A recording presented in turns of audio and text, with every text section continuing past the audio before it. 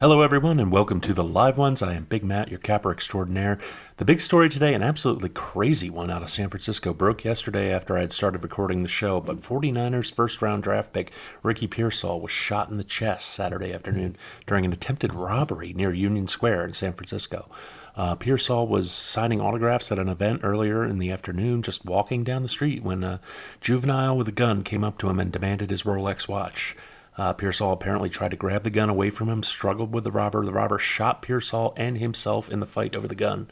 The bullet miraculously went through Pearsall's chest and out his back while just missing everything important.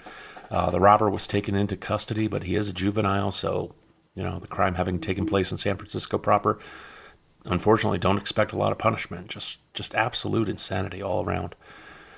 Scotty Scheffler capped off golf's best season in nearly 2 decades, won the Tour Championship yesterday to finally earn himself the FedEx Cup trophy. Scheffler's 8 wins this season also included the Masters, the Players' Championship, an Olympic gold medal.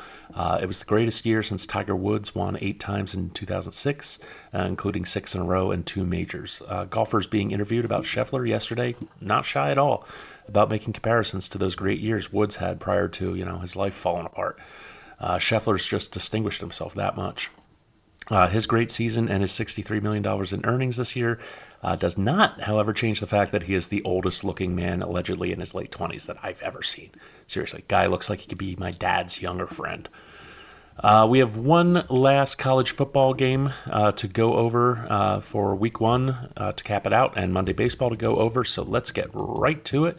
And we will start off with Florida State and Boston College. It would be really, really easy to overreact to Florida State's embarrassing loss in Dublin to a Georgia Tech team that's traditionally at the bottom of a class of a trash ACC. So naturally, that's what the entire betting public has been doing. This line opened up at Florida State minus 21, has been bet all the way down to minus 16.5. Part of that has to do with the Eagles coming very close to upsetting them last year in week 3. Anybody remember that game? The Chestnut Hill fans chanting "overrated" at them as they left the field.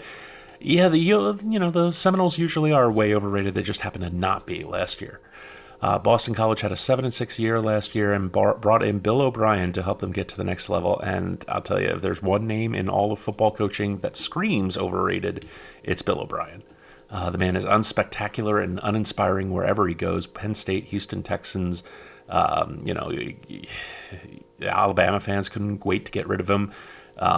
He keeps getting jobs because he's experienced. The New England Patriots have no more fans now that Tom Brady's gone, so they couldn't wait. they really didn't weigh in on him at all.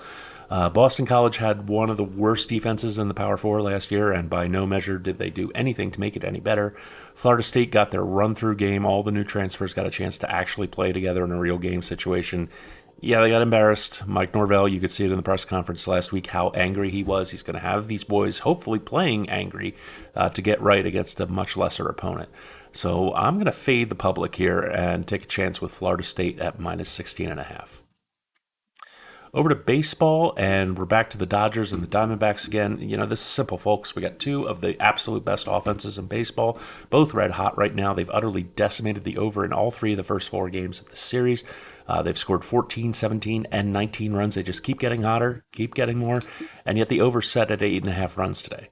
So the only thing that could really stand in front of these 2 offenses clearing it, again, is a matchup of 2 aces starting, which we do not have.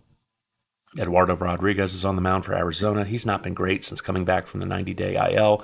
5.06 ERA and 4.20 FIP in 21 innings over 5 starts. This guy can't get through 5 innings. Sometimes he has trouble getting through 4. Jack Flaherty on the mound for the Dodgers. He's been a great pickup at the trade deadline for the Dodgers, who just desperately needed any starting pitchers they could get. They've had so many injuries. But he is right-handed, and the Diamondbacks absolutely punish righties. Diamondbacks are the best offense in baseball by a wide margin. There is no reason this total should be this low. Give me the over 8.5 runs. And for our last play tonight, we have 2 teams going in opposite directions. The Chicago Cubs have suddenly caught fire. They're piling up runs and winning games in really impressive fashion. They've won 9 out of their last 10 games while averaging an amazing 10 runs per game doing it.